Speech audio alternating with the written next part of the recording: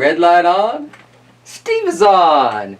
You're on. We're all on. Because it's Stories with Steve time.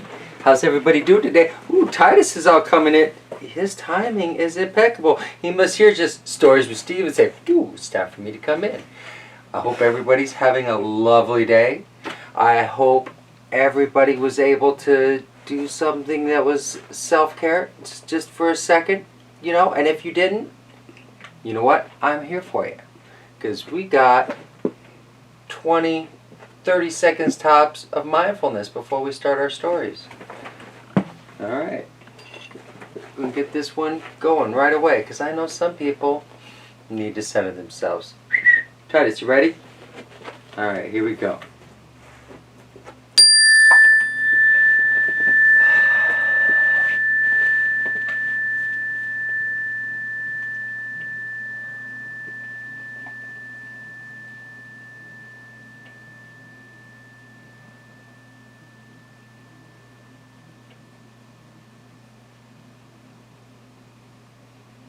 That's nice. I know my friend Jesse, I was just talking to him. He was a little stressed, you know, and it makes him not feel that well. So Jess, breathe, breathe out. I'll record the meditation bell for you if you need a little zen. Just breathe in, breathe out. Relax, my friend. Anyway, you know what? Somebody sent me some darn books. Dude, I got Aesop's Fables, which, you know, has some pictures, but not a lot. And The Adventures of Peter Cottontail, classic. Stone Soup, Where the Wild Things Are. If you really want to see this one, I think I've read this one already. I've got this one in our videos. But classic. I love Marie Sendak. We had a whole Marie Sendak conversation. Alexander and the Horrible, Horrible, No Good, Very Bad Day. Classic. You know, a recent classic, I should say. And Waiting is Not Easy. Mo Willems. Oh, look, it's Gerald on the front. Yeah. Elephant Piggy. The elephant's name's Gerald. I've been around. I know things. Anyway, whoever sent me these, you are awesome. I appreciate you. That's awesome. So I've got a Brenda and Peter book to finish since I'm going to go over and see Brenda and Peter tomorrow. And then we're going to get into my mystery books. I really want to do Waiting is Not Easy. I'm a big Mo Willems fan. Mo Willems is pretty funny. And plus, he doesn't use a lot of words. You know, I think if you give a bird an ice cream or something like that, if you give a dog a donut. All right, we're gonna put those over here. Today, super classic, Cloudy with the Chance of Meatballs. You know, it's the actual book story. It's not the major motion picture, which it says the book behind the major motion picture. I don't think there's a monkey named Steve in it. Okay, and Steve likes gummy bears, which is true. Okay, I think maybe all Steves like gummy bears. I also like Swedish fish and gumdrops and red licorice and black licorice. But we're getting off on a tangent. Okay, so Cloudy with the Chance of Meatballs, the classic by Judy Barrett, and it was drawn by Ron Barrett. I bet they're married. Isn't that special? A little thing you can do. Cloudy with the Chance of Meatballs by Judy Barrett, drawn by Ron Barrett. Oh my, yep, this is the classic one. See, this is like in 1978 was when it was first published, so it's been around. We were all sitting around the big kitchen table. It was Saturday morning, pancake morning. Mom was squeezing oranges for juice. Henry and I were betting on how many pancakes we could each eat, and Grandpa was doing the flipping. Look at him go. I can eat 12 pancakes. I can eat 15 pancakes. Seconds later, something flew through the air, headed toward the kitchen ceiling, and landed right on Henry. Dude draws good. After we realized that the flying object was only a pancake, we all laughed. Even Grandpa. Breakfast continued quite uneventfully. All the other pancakes landed in the pan, and all of them were eaten. Even the one that landed on Henry. Like it didn't burn his face when he's like, ah, you're burning my face with a hot pancake. The rest of the story is going to have this big, huge, giant burn mark on his face, see? I doubt it, but I think if you get hit in the face with a hot pancake, it still looks like he's got a burn mark on his face. That night, touched off by the pancake incident and breakfast, Grandpa told the best tall-tale bedtime story he'd ever told. Across an ocean, over lots of huge bumpy mountains, across 3 or 4 hot deserts, and one smaller ocean, there lay the tiny town of Chew and Swallow. In most ways, it was very much like any other tiny town. It had a main street lined with stores, houses with trees and gardens around them, a schoolhouse, about 300 people, and some assorted cats and dogs. But there were no food stores in the town of Chew and Swallow. They didn't need any. The sky supplied all the food they could possibly want. The only thing that was really different about Chew and Swallow was its weather. It came 3 times a day, at breakfast, lunch, and dinner. Everything that everyone ate came from the sky. That's interesting. Whatever the weather served, that's what they ate. But it never rained rain, it never snowed snow, and it never blew just wind. It rained things like soup and juice. It snowed mashed potatoes and green peas. And sometimes the wind blew in storms of hamburgers. I will gladly pay you Tuesday for a hamburger today.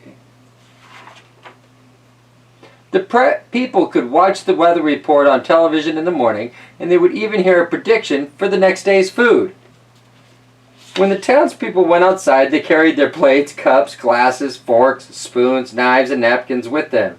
That way, they would always be prepared for any kind of weather. If there were leftovers, and there usually were, the people took them home and put them in their refrigerators in case they got hungry between meals. You know what? Honestly, that'd kind of be a pain. And think, what if you weren't covered up and you get hit in the face with pie all the time? That'd actually be kind of a mess. The menu varied. By the time they woke up in the morning, breakfast was coming down. After a brief shower of orange juice, low clouds of sunny-side-up eggs moved in, followed by pieces of toast. Butter and jelly sprinkled down for the toast, and most of the time, it rained milk afterwards.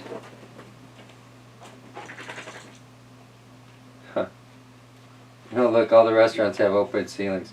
For lunch one day, Frankfurters, already in their rolls, blew in from the northwest at about 5 miles an hour.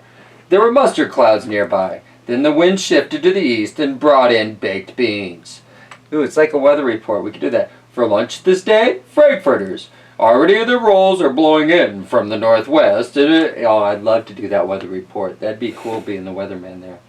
There were mustard clouds nearby, then the wind shifted to the east and brought in baked beans. A drizzle of soda finished off the meal. Oh, isn't that sweet? I wonder if it's nice and carbonated. Ralph's Ruthless Restaurant. No cover, no minimum, always open. And how do you stay, no cover, no minimum, how do you stay open? Oh my, look at that. Dinner one night consisted of lamb chops, becoming heavy at times, with occasional ketchup. Periods of peas and baked potatoes were followed by gradual clearing, with a wonderful jello setting in the west. The Sanitation Department of Chew and Swallow had a rather unusual job for a sanitation department. It had to remove the food that fell on the houses and sidewalks and lawns. The workers cleaned things up after every meal and fed all the dogs and cats. Then they emptied some of it into the surrounding oceans for the fish and turtles and whales to eat. The rest of the food was put back into the earth so that the soil would be richer for the people's flower gardens. Oh, they composted it. Like you're going to compost all those roasts that fall down? I'm sure the dogs are happy. Oh my, spaghetti ties uptown. Traffic snarled on Lower Intestine Street. Ew. Life for the townspeople was delicious until the weather took a turn for the worst. Spaghetti storm. One day, there was nothing but gorgonzola cheese all day. See, look, it smells. Gorgonzola cheese is pretty ripe. The next day, there was only broccoli, all overcooked. And then the next day, there were Brussels sprouts and peanut butter with mayonnaise. Ugh. Another day, there was a pea soup fog. No one could see where they were going. and they could barely find the rest of the meal. They got stuck in the fog. Ew. That's kind of gross.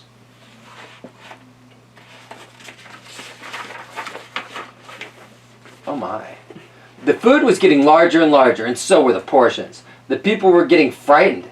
Violent storms blew up frequently. Awful things were happening. One Tuesday, there was a hurricane of bread and rolls all day long and into the night. There were soft rolls and hard rolls, some with seeds and some without. There were white bread and rye and whole wheat toast. Most of it was larger than they had ever seen bread and rolls before. It was a terrible day. Everyone had to stay indoors. Roofs were damaged, and the sanitation department was beside itself. The mess took the workers 4 days to clean up, and the sea was full of floating rolls. Oh my gosh.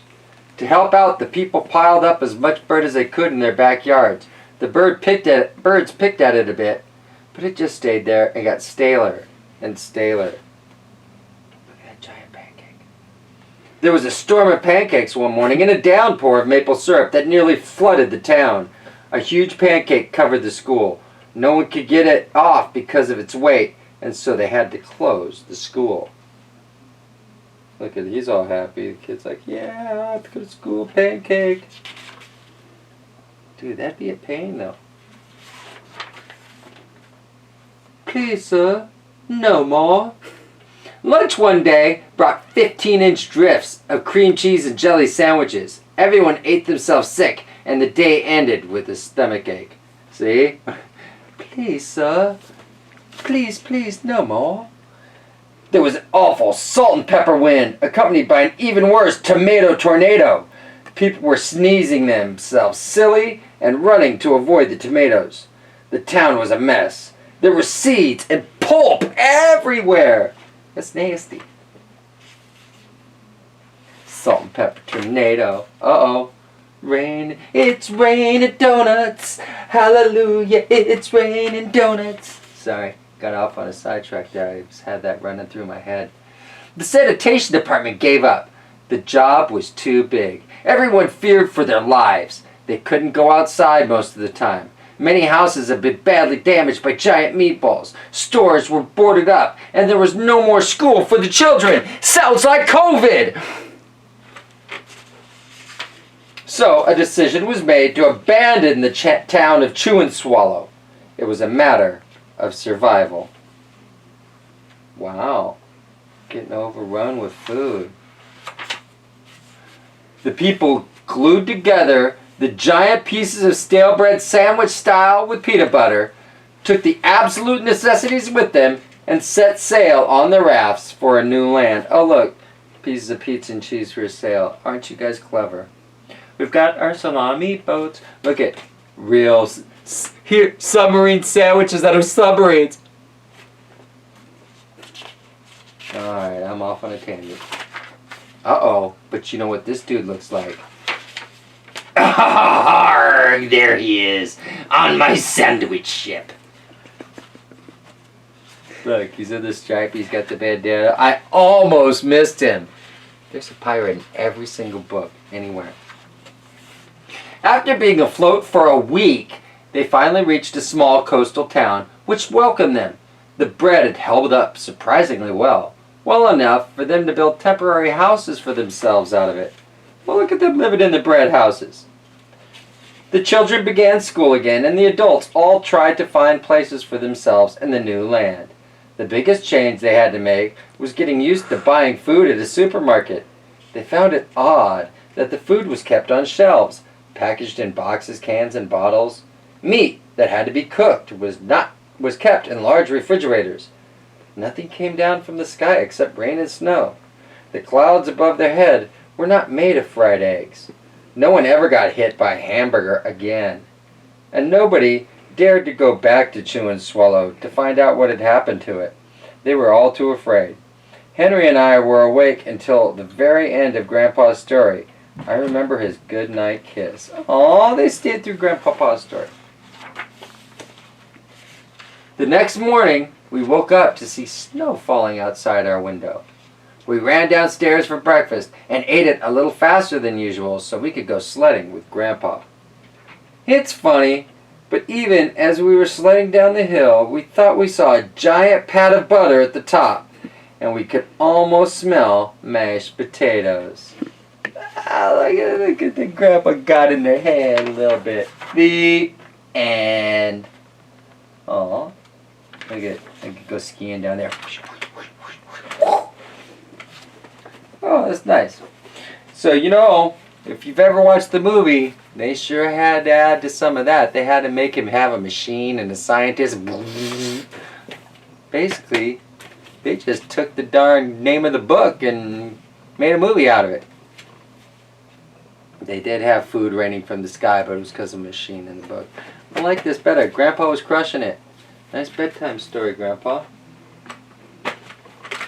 Well, that brings us to another close with Stories with Steve.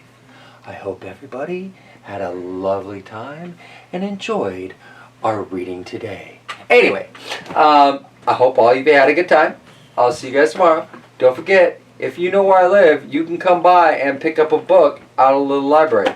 Pretty soon, if, you know, everything takes forever to ship nowadays, 3 to 5 business days, I'll have a little stamp. Some of the books we put in there will be read by Stories with Steve. It'll say, this book read on Stories with Steve. And then we'll have little stamps on it, and it'll say, this book from Nathan's Little Library. It'll be good times. So come by, pick up a book if you need a book.